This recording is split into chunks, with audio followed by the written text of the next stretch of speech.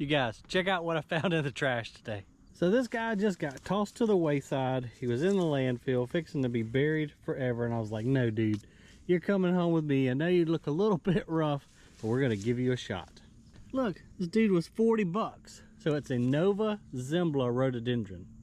Now I have not done well with rhododendrons. We're down in zone 8B and we're in South Carolina. And rhododendrons do grow wild here, but they're up in the mountains where it's much, much cooler. But I couldn't just leave them for dead. So we're gonna see if we can get this rhododendron to survive here. And since I've always seen these up in the mountains of South Carolina and North Carolina, I got this nice hillside right here. It's shaded by this big oak. I think this will be the closest we can come to a mountain setting for him. I've got my 9-inch power planter. Should dig us a perfect hole for this 3-gallon pot. And of course, y'all know we're not planting anything without our biotone starter, and this guy's gonna need all the help he can get to make it down here. Oh cool, look, our oak leaf hydrangea's turning color. Yeah, change is in the air. And I've got us a little bit, I can't believe it's chicken compost. We've got to hurry up a little bit. It's getting dark on us. It's about 6:30, just got off work not too long ago. I'm gonna take this rake, go ahead, get our mulch peeled back so that we can put it back after we get our rhododendron planted. And hopefully we don't have too many roots. We are sure enough close to the base of this oak. Just see what happens.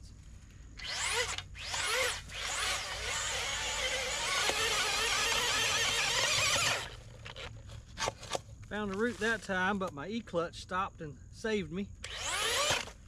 There's the root again. And again. That's a big one.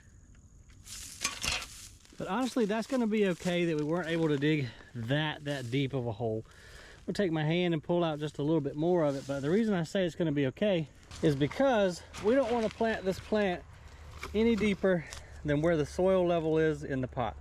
Matter of fact, I wouldn't mind if we were right here as far as where the ground level is concerned. Then we take a little compost and just build right up to it. That'll make sure we get good positive drainage.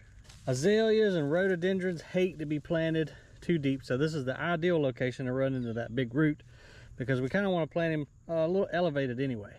And our slope's got a pretty good grade to it, so we wouldn't want to match the slope and plant him like this. We want to plant him straight up and down. Now we'll add our biotone to the hole, a little bit of the compost, some of our native soil back in, and then water him in really, really well and say a prayer that he makes it.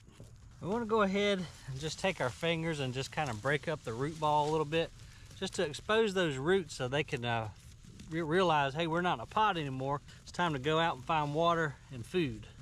Since this guy's gonna need all the help he can get, I'm gonna go ahead and put at least 2 cups of biotone starter fertilizer. Oh heck, we'll just go ahead and do 3. We're gonna try to make sure the biotone gets in contact with the roots because this has all the beneficial microbes, bacteria, and fungi that will attach itself onto the roots, go out and help the plant bring back food and nutrients. We'll go ahead and get our bag of compost open up here. Since we had to plant him shallow, we're gonna use a lot of this.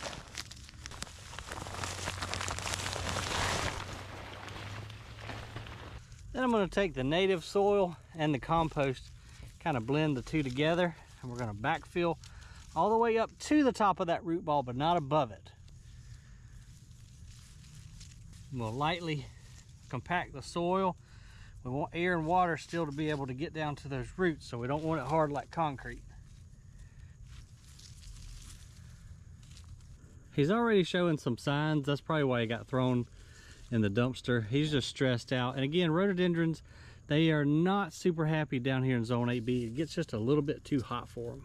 But y'all know me, I couldn't just leave the poor guy there to be crushed by the trash compactor and just be buried underneath tons of trash. So at least he's got a fighting chance now, don't you, buddy? You can make it. All right, let's get our mulch rake back up against him. That'll help keep the soil nice and moist. We'll go grab the hose pipe and get him watered in. All right, buddy, go get you a drink of water. Don't you spray me. I had a little bit of rain today, but not near enough. I've got too many plants, you guys. It's craziness around here, and everybody needs water. Look at that native azalea right there. Yeah, we got very, very little rain. It didn't even hardly wet the ground. All right, focus, Ryan. Water in the new rhododendron. And so what we want to do is water this whole area really, really, really well. We don't want to water just the hole in which we planted him, because then the roots have no need to go outside of their comfort zone, and look for water and food. That way the plant can become established and have the best chances for survival.